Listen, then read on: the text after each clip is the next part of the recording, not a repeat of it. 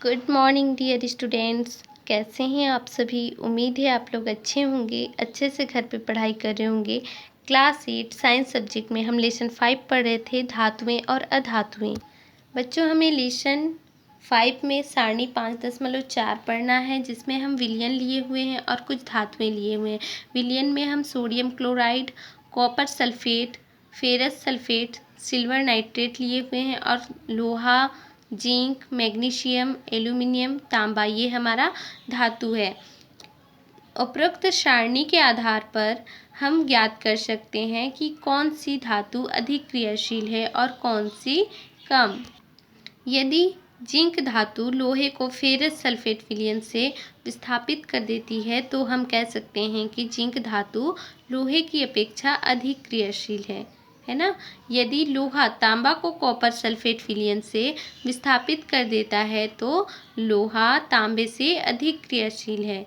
चूँकि जिंक धातु लोहे से अधिक क्रियाशील है, अतः वह तांबे से भी अधिक क्रियाशील होगी।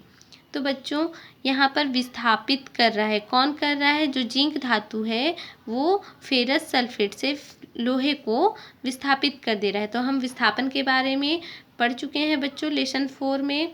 फिर भी एक बार हम एग्जाम्पल के थ्रू इसे समझ लेते हैं।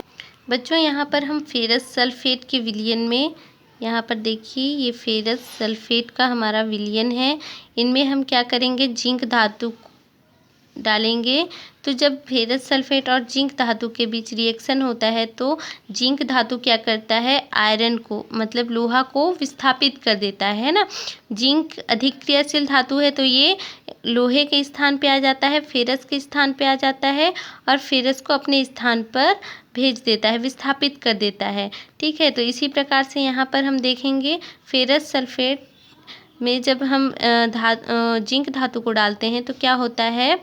जिंक फेरस के स्थान पे आ जाता है तो क्या बन जाता है? जिंक सल्फेट बना लेता है और फेरस को विस्थापित कर देता है। ठीक है, इस प्रकार से हम देखें कि जो जिंक धातु है अधिक क्रियाशील होने के कारण से क्या किया? फेरस को विस्थापित कर दिया। तो हमें इससे पता चलता है कि जिंक धातु हमारा अधिक क्रियाशील धातु है। इसी प्रकार से देखिए बच्चों, यहाँ पर दिया हुआ है जिंक धातु लोहे की अपेक्षा क्या है? अधिक क्रियाशील है।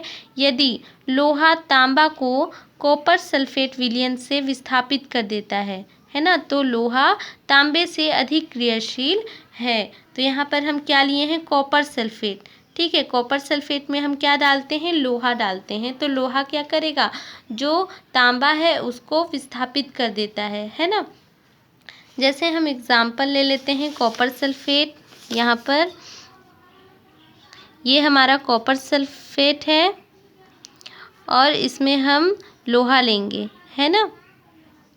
अब इन दोनों के बीच रिएक्शन होता है तो जो आयरन है, लोहा, ये क्या है? ये कॉपर सल्फेट की जगह पे आ जाएगा और कॉपर सल्फेट की जगह पे ये जो आयरन की जगह पे कॉपर सल्फेट चला जाता है ना। इस प्रकार से क्या हो जाता है? विस्थापन की क्रिया। जैसे कि कॉपर का जगह कौन ले लेगा? आयरन ले लेगा।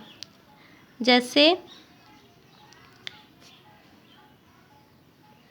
फेरस सल्फेट प्लस कॉपर को विस्थापित कर देता है ना। तो इससे हमें पता चलता है कि जो लोहा है वो कॉपर से अधिक क्रियाशील है। कॉपर क्या है बच्चों? हमारा कॉपर तांबा है ना। तो तांबा जो है विस्थापित कर देता है तांबा को, कौन? लोहा। ठीक है, तो यहाँ पर जो हमारा लोहा है वो अधिक क्रियाशील धातु है, किसकी अपेक्षा? तांबा की अपेक्षा। तो बच्चों, इससे हमें पता चलता है कि जिंक धातु लोहे से अधिक क्रियाशील है, अतः वह तांबे से भी अधिक क्रियाशील होगी, है ना। जाहिर सी बात है बच्चों कि यहाँ पर जब हम जिंक धातु लोहे से अधिक क्रियाशील है तो जो हमारा लोहा है वो भी तांबे से अधिक क्रियाशील होगी। ठीक है, अब आप सारणी 5.4 के आधार पर धातुओं की सक्रियता श्रृंखला बनाएं। क्या यह श्रृंखला निम्नलिखित श्रृंखला से मेल खाती है?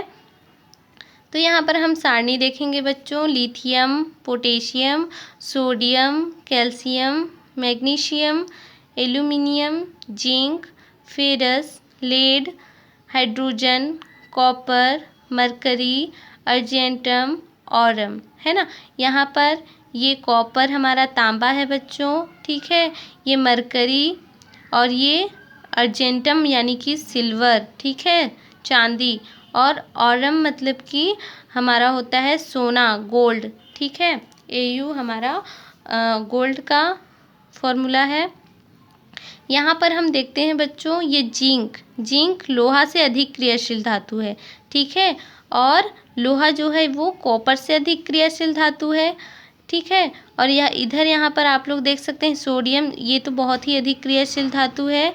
पोटेशियम भी अधिक क्रियाशील धातु है। तो हम देखते हैं बच्चों, धातु जितनी क्रियाशील होगी वह उतनी ही तीव्रता से पानी और वायु से क्रिया करती है, ठीक है। जो धातु अधिक क्रियाशील होते हैं वो क्या करते हैं, पानी और वायु से अधिक क्रिया करते हैं। सोडियम इतना अधिक क्रियाशील है कि इसे पानी तथा वायु की क्रिया से बचाने के लिए किरोसिन में रखा जाता है। बच्चों किरोसिन आप लोग जानते हैं, नॉर्मल हम मिट्टी के तेल के नाम से भी जानते हैं किरोसिन को, ठीक है। तो सोडियम जो धातु होता है उन्हें किरोसिन में डुबाकर इसलिए रखा जाता है क्योंकि इन्हें बाहर रखा जाएगा तो पानी और वायु के साथ क्रिया कर लेगा और तुरंत ही वो जल जाता है ना। इसलिए किरोसिन में डुबाकर रखा जाता है सोडियम को। जबकि दूसरे छोर पर सोना है, ठीक है। AU हमारा क्या है, ये सोना है ना। जबकि दूसरे छोर पर सोना है जो लगभग निष्क्रिय है और पानी तथा वायु से क्रिया नहीं करता है, वह तो अम्ल से भी क्रिया नहीं करता है। बच्चों यहाँ पर निष्क्रिय मतलब जो क्रिया नहीं करते, किससे, पानी, वायु, अम्ल से ये क्रिया नहीं करते। कौन नहीं करते, हमारा जो लोहा है ना। सबसे आखिरी छोर बोला है, मतलब दूसरे छोर, है ना। सबसे लास्ट में हमारा AU गोल्ड है जो कि ये क्रिया नहीं करता, इसलिए हम इसे निष्क्रिय धातु भी कहते हैं, है ना। इसी प्रकार से हम देखेंगे बच्चों उत्कृष्ट धातु 5.3 उस उत्कृष्ट धातु। तो बच्चों यहाँ उत्कृष्ट धातु किसे कहते हैं, है ना। तो हम सिंपल अगर कहें, है ना, तो उत्कृष्ट धातु उन धातुओं को कहा जाता है जो जल, वायु तथा अम्लीय क्षारीय पदार्थों द्वारा प्रभावित नहीं होते हैं, ठीक है। इस प्रकार के धातुओं को क्या कहते हैं, उत्कृष्ट धातु कहते हैं। ये क्या करते हैं, वायु, जल से, अम्ल से, क्षार से ये क्रिया नहीं करते, है ना। तो इस प्रकार के धातुओं को हम उत्कृष्ट धातु कहते हैं। देखिए, क्या आप बता सकते हैं कि आभूषण किन धातुओं के बने होते हैं। सक्रियता श्रेणी के आधार पर आप बता सकते हैं कि इन धातुओं का उपयोग हम आभूषण बनाने में क्यों करते हैं। आभूषण बनाने के लिए सोने के उपयोग का एक कारण उसकी निष्क्रियता भी है। देखिए बच्चों, हम जो देखें जितने भी धातु हैं, यहाँ पर दिया हुआ है जितने भी धातु हैं, इनकी सक्रियता के आधार पर इनको श्रृंखला के रूप में लिखा गया है ना। तो सबसे अधिक क्रियाशील जो धातु होते हैं वो इधर हैं, है ना, फर्स्ट छोर पर। फिर धीरे धीरे इनकी सक्रियता क्या होती जाती है, कम होती जाती है। और जो हमारा सिल्वर हो गया, गोल्डन हो गया, गोल्ड, है ना, ये सब क्या हो गया, ये सभी निष्क्रिय धातु इसलिए कहला रहे हैं क्योंकि इनकी अपेक्षा ये बहुत कम क्रियाशील धातु नहीं है ना। ये क्रिया नहीं करते हैं, वायु, जल, अम्ल, क्षार से ये क्रिया नहीं करते हैं, है ना। इसलिए हम गोल्ड को, सिल्वर को उत्कृष्ट धातु भी कहते हैं, ठीक है बच्चों। इसीलिए क्या होता है बच्चों कि ये निष्क्रिय धातु होने के जो इनके गुण है निष्क्रिय होने का, इन्हीं कारणों से इनसे हम आभूषण भी बनाते हैं, ठीक है। आभूषण बनाने के लिए सोने के उपयोग करने का एक कारण उनकी निष्क्रियता भी है। चांदी, सोना और प्लेटिनम धातुएं सबसे कम क्रियाशील होती हैं। ये वायु, जल तथा अम्लीय और क्षारीय पदार्थों द्वारा प्रभावित नहीं होती हैं। इस प्रकार की धातुओं को उत्कृष्ट धातुएं कहते हैं। उत्कृष्ट धातुओं की एक विशेषता यह है कि निष्क्रिय प्रकृति के कारण इनकी धात्विक चमक लंबे समय तक बनी रहती है। ठीक है बच्चों, तो आप लोगों ने सोना चांदी को देखा है कैसे चमकते हुए दिखाई देता है और उनकी चमक काफ़ी लंबे समय तक रहती है ना।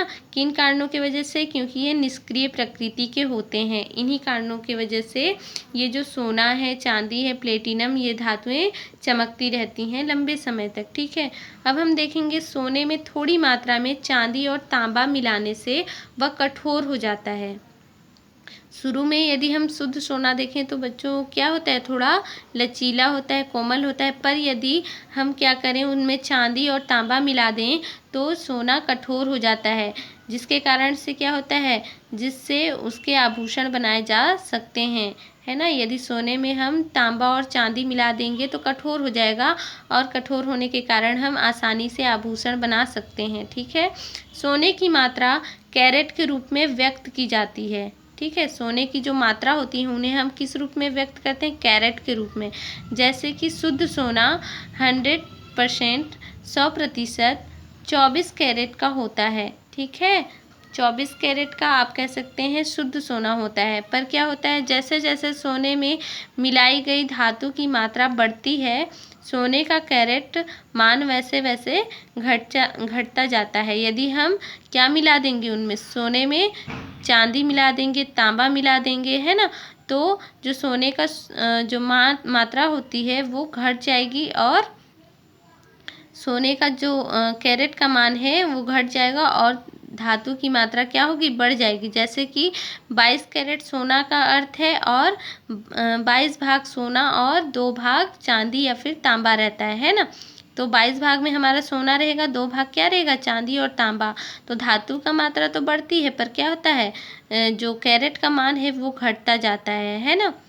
अब देखेंगे हम 5.4 संक्षारण। आप बच्चे सभी जानते हैं संक्षारण मतलब क्या होता है ना। जैसे कि लोहे में जंग लगना, तो लोहा नुकसान होता है जंग लगने से, है ना, लोहा का क्षरण होता है, उन्हें ही हम संक्षारण कहते हैं।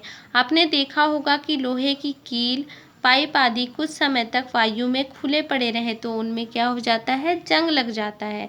इस प्रकार धातु की ऊपरी सतह पर उसके यौगिक का बनना ही क्या कहलाएगा, संक्षारण कहलाता है। अब जो जंग लगा है तो एक नया यौगिक बनता है बच्चों, जो हमारा रासायनिक क्रिया कह सकते हैं, है ना। जो जंग लगने की क्रिया है उन्हें हम कौन सा परिवर्तन कहते हैं, रासायनिक परिवर्तन। ठीक है, तो इनमें एक नया यौगिक बनता है, नया पदार्थ बनता है। ठीक है, इसलिए हम इन्हें संक्षारण कहते हैं। ठीक है, क्रियाकलाप 7 में हम यहाँ सबसे पहले आप लोग डायग्राम देखेंगे। 5.3 में संक्षारण के लिए आवश्यक शर्तें। पहला हम 3 बीकर हम लिए हैं, 3 बीकर में हम पहले में पानी लिए हैं, दूसरा में हम उबला हुआ पानी लिए हैं और तीसरे में हम कैल्शियम क्लोराइड लिए हैं, इनमें पानी नहीं है ना। और इनमें हम क्या डाल दिए हैं, कील डाल दिए हैं। अब देखिए हम आवश्यक सामग्री में 3 परख नलियाँ, लोहे की कीलें या छीलन, निर्जल कैल्शियम क्लोराइड, निर्जल मतलब बिना जल के, है ना, बिना जल के हम क्या लिए हैं, कैल्शियम क्लोराइड, और पानी लिए हैं। 3 परख नलियों में लोहे की 1-2 जंग रहित मतलब जिनमें जंग नहीं लगा होता है ना, वैसा कीलें लीजिए। पहली परख नली में थोड़ा सा पानी डाल दें, दूसरे परख नली में उबला पानी मतलब ऑक्सीजन रहित, तथा तीसरी परख नली में थोड़ा सा निर्जल कैल्शियम क्लोराइड डाल दें। तो देखिए हम पहले बीकर में थोड़ा सा पानी लिए हैं और दूसरे बीकर में हम ऑक्सीजन रहित पानी लिए हैं। पानी को जब उबाल दिए तो ये ऑक्सीजन रहित पानी हो गया। ठीक है, और तीसरे में हम निर्जल कैल्शियम क्लोराइड लिए हैं। निर्जल मतलब इनमें पानी नहीं है ना, सिर्फ क्या है, कैल्शियम क्लोराइड है, जिससे परख नली की वायु शुष्क हो जाए, है ना। तीनों परख नलियों का मुंह रबर के कार्क से बंद कर दीजिए। हम यहाँ पर देख रहे हैं बच्चों, रबर के कार्क से तीनों परख नलियों के मुंह को बंद कर दिया गया है। ठीक है, अब क्या किया गया है, इन अवलोकनों, यहाँ पर देखिए 2-3 के बाद, है ना, 2-3 दिन के बाद, हमें 2-3 दिन बाद देखना है। परखनलियों का अवलोकन कर बताइए कि किन परखनलियों की कीलों में जंग लगा।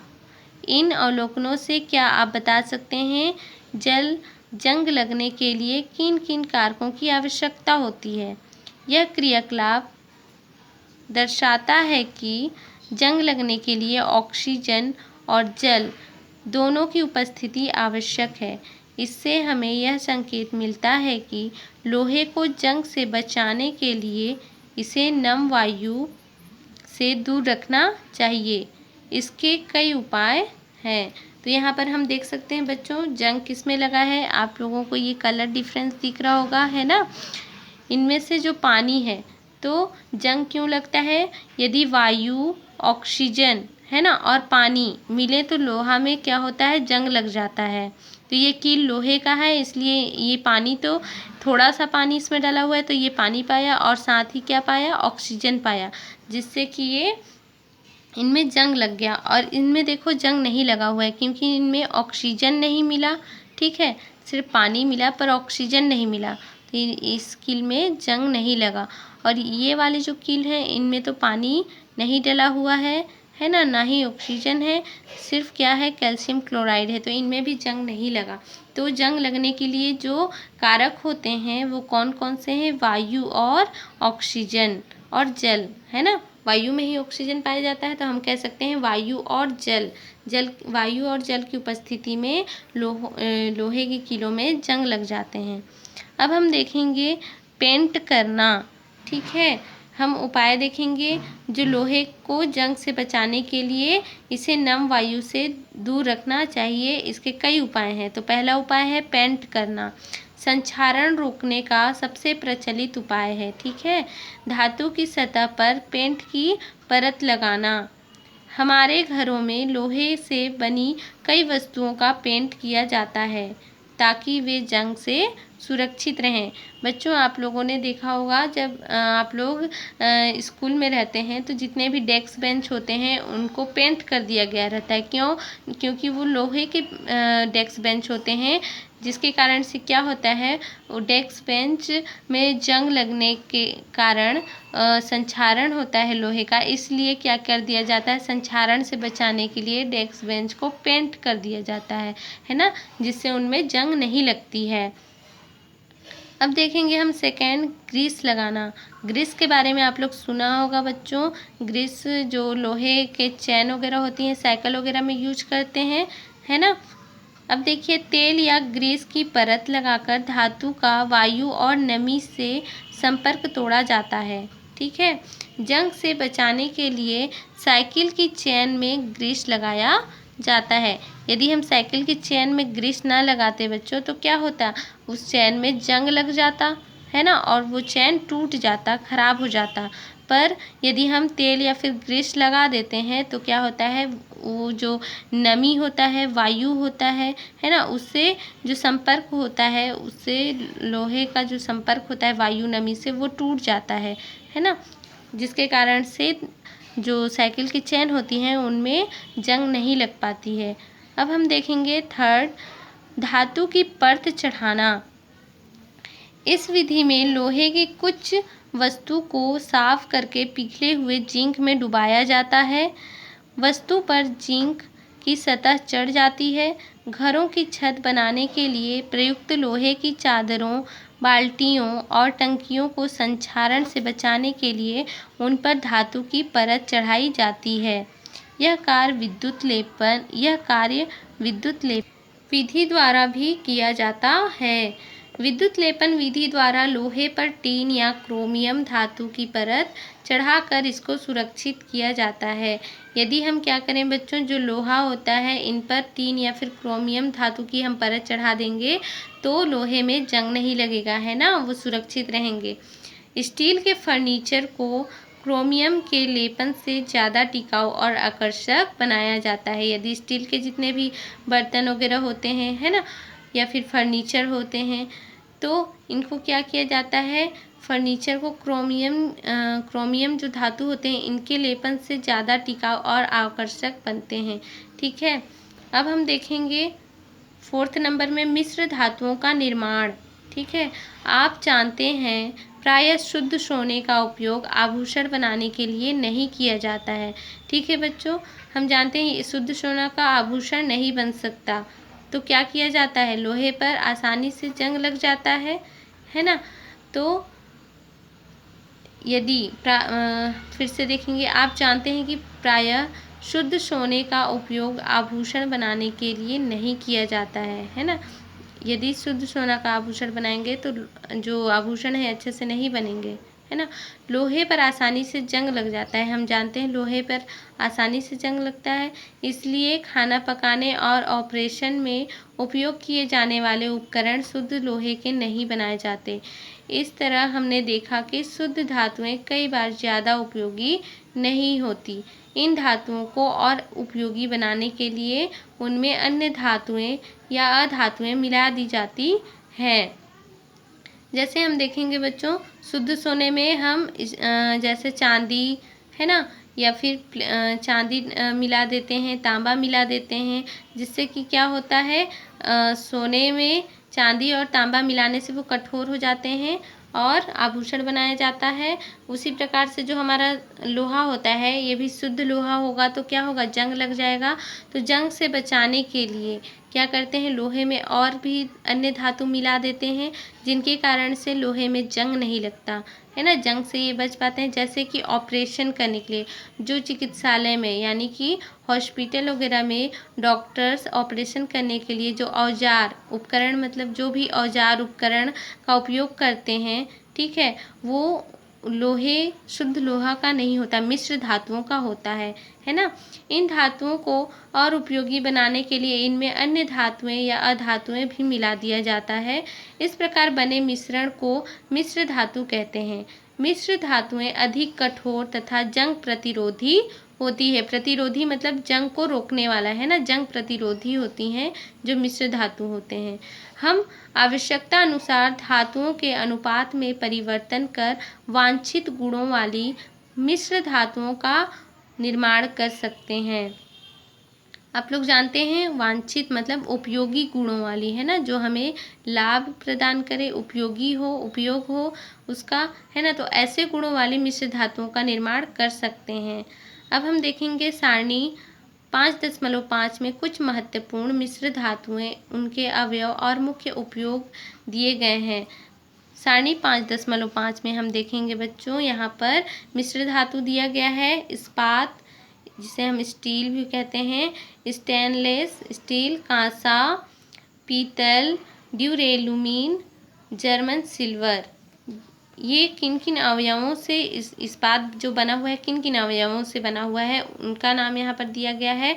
जैसे हमारा स्टील बनता है लोहा कार्बन से, स्टेनलेस स्टील लोहा कार्बन क्रोमियम निकेल से बना हुआ है, ठीक है। कांसा तांबा टीन से बना हुआ है। पीतल तांबा जिंक से बना हुआ है। और यहाँ ड्यूरेलुमीन किससे बना हुआ है, एल्यूमिनियम, तांबा, मैग्नीज और मैग्नीशियम, इतने अवयवों से मिलकर ये बना होता है।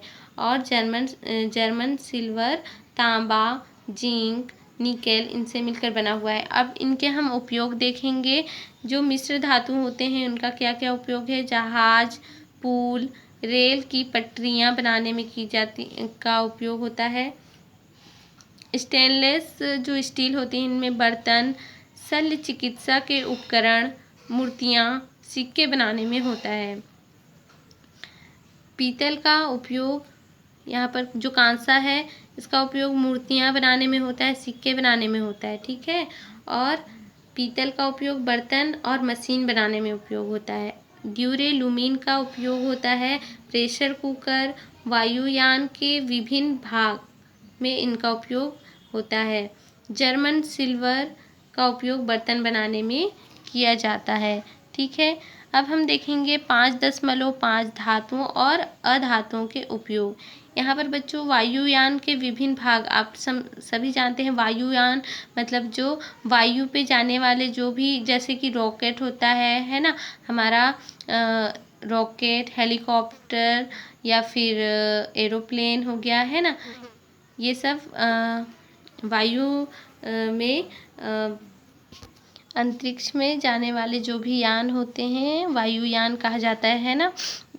अब हम देखेंगे बच्चों 5.5 धातुओं और अधातुओं के उपयोग। धातुओं का उपयोग कहाँ कहाँ होता है और अधातुओं का उपयोग, है ना। दोनों धातु और अधातुओं का उपयोग हम देखेंगे। कुछ सामान्य धातुओं और अधातुओं के बारे में आप जान गए हैं, उसके आधार पर निम्न सारणी पूर्ण करने का प्रयास कीजिए।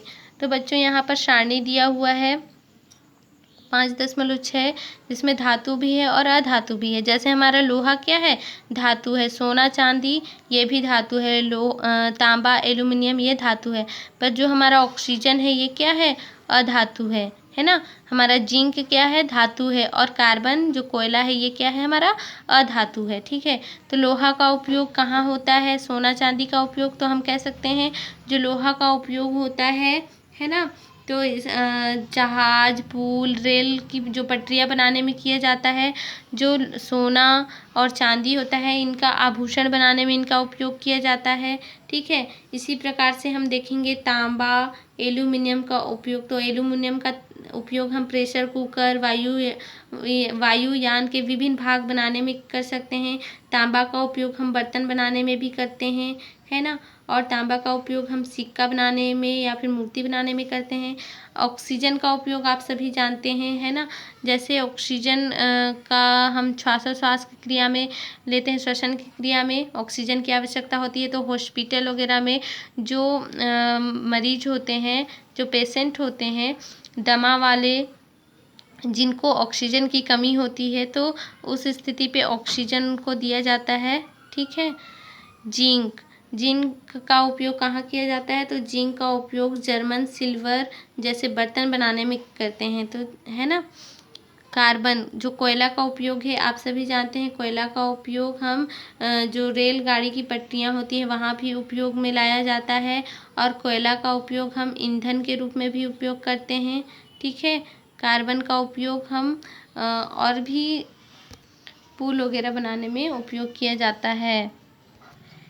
लेड का उपयोग साइकिल, मोटरसाइकिल में काम आने वाले छर्रे, आप लोग सभी जानते हैं छर्रे जो छोटे छोटे गोल गोल होते हैं, है ना। साइकिल के छर्रे सभी देखे होंगे। तो लेड का उपयोग मोटरसाइकिल में काम आने वाले जो छर्रे होते हैं इनको बनाने में किया जाता है। टाँका लगाने के तार एवं नलों के पाइप बनाने में किया जाता है। टाइटेनियम धातु का उपयोग मशीनों के विभिन्न भाग, उपग्रह तथा रॉकेट निर्माण में किया जाता है।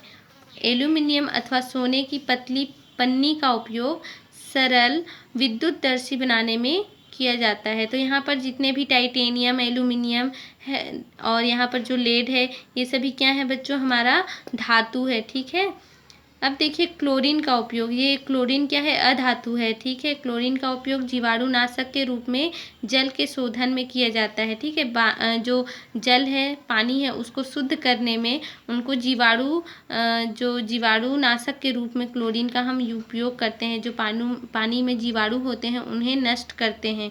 ठीक है, कौन करते हैं, क्लोरीन। आयोडीन का उपयोग टिंचर आयोडीन में रोगाणुनाशक के रूप में किया जाता है। सल्फर का उपयोग, ये सल्फर भी हमारा अधातु है, आयोडीन भी हमारा क्या है, अधातु है। तो सल्फर का उपयोग दवाइयाँ, बारूद, पटाखे बनाने में किया जाता है। अब हम देखेंगे बच्चों लेड एवं मरकरी धातु के दुष्प्रभाव। जो लेड है और मरकरी है इनके कुछ दुष्प्रभाव हैं। जैसे लेड सीसा जिसे हम कहते हैं ना, मरकरी जिसे हम पारा कहते हैं। पारा आप लोग जानते हैं जो थर्मामीटर होता है ना, जो बुखार मापने वाला, जो फीवर मापते हैं, जिससे उस मापक को हम मापक के जो मापक होता है उसके अंदर क्या पाया जाता है, पारा पाया जाता है। ठीक है, तो ऐसी धातुएं हैं, ठीक है, जिनका प्रयोग विभिन्न उद्योगों में किया जाता है। ये धातुएं जीवों के शरीर में पहुंचकर अत्यंत विषैला प्रभाव उत्पन्न करती हैं। लेड का उपयोग पेंट व बैटरी बनाने में किया जाता है। पेट्रोल जैसे पदार्थ के जलने से उत्पन्न धुएं में भी लेड तथा उसके यौगिक पाए जाते हैं, जो हमारे शरीर में पहुंचकर लाल रक्त कणिका, मस्तिष्क और यकृत को क्षतिग्रस्त करते हैं। ठीक है, क्षतिग्रस्त मतलब हमारे जो मस्तिष्क हैं या जो यकृत हैं इन्हें ये नुकसान पहुंचाते हैं, है ना। कौन, लेड, किसके माध्यम से, धुआं जो होता है उनके माध्यम से ये हमारे शरीर में प्रवेश करते हैं। मरकरी के यौगिकों का प्रयोग पेंट, कीटनाशी कवकनाशी बनाने में किया जाता है।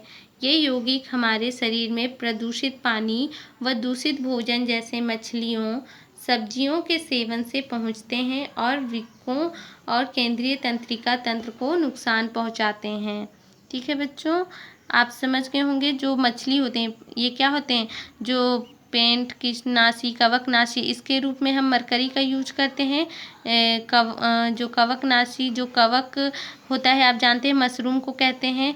ठीक है, तो उनमें जो कीट लगता है ना, कीड़े वगैरह लगते हैं तो उनको नष्ट करने के लिए हम मरकरी का उपयोग करते हैं। तो जो क्या होता है, मछलियों के द्वारा या फिर कोई भी हम सब्जी खाते हैं तो उन सब्जियों में ये मरकरी की मात्रा होती है, जिसे हमारे शरीर में पहुंचते ही वृक्कों और केंद्रीय तंत्रिका तंत्र को नुकसान पहुंचाते हैं। अब हम देखेंगे बच्चों छत्तीसगढ़ का धातु शिल्प। मानव प्राचीन काल से लौह अयस्क द्वारा लोहा अलग करने की विधि से परिचित था। छत्तीसगढ़ के राजनांदगांव जिले में रहने वाले अघरिया जाति के लोग बहुत पहले से लौह अयस्क लोहा प्राप्त करने की विधि जानते थे।